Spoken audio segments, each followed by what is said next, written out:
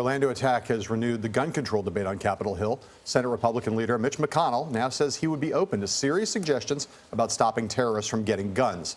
But the two parties do not appear close to a compromise. A recent report reveals how 91% of people on the terrorist watch list who tried to buy a gun were able to do so. Nancy Cordes shows how the argument is also returning to the presidential race. Nancy, good morning. Good morning. Well, it is one of the most contentious issues on Capitol Hill and now in the presidential race. Hillary Clinton waded in Tuesday, accusing Donald Trump of, quote, bizarre rants on the topic and batting back his unfounded claim that she wants to abolish the right to bear arms. He said, I'll abolish the Second Amendment. Well, that's wrong. Speaking in Pittsburgh, Clinton said she favors a return to the ban on assault weapons and restrictions for those on the no-fly list. People being watched by the FBI for suspected terrorist links can buy a gun with no questions asked. That is absurd. Democrats on Capitol Hill chimed in, pointing to a new federal report that shows in the last year alone, people on the terrorist watch list were able to pass federal background checks and buy a gun in 223 cases out of 244 attempts. Let our Republican colleagues contemplate that.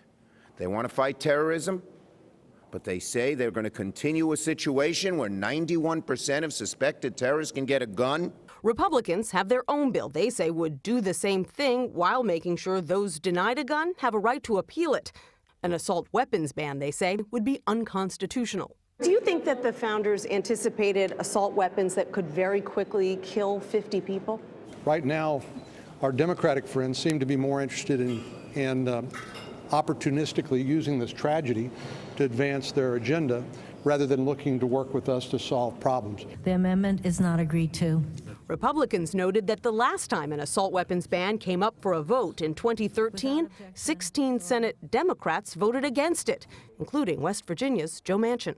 Where do you stand on an assault weapons ban now? The reason I had, at that point in time, and the reason I still would be cautious about that from the standpoint is that I know with the AR-15 that you're talking about and the type of weapon and what it's used for, you know, the people that go hunting, and we don't use that type of a gun, but there's an awful lot of people that do collect and they do go sports shooting. And they use it for a very legitimate, very legal way. Senator Manchin did co-author legislation to close loopholes in background checks after the Sandy Hook massacre, and it was seen as the best chance for a bipartisan compromise back then, but it also failed. He's hoping this tragedy could give it new life, Nora. All right. Good reporting, Nancy. Thank you so much.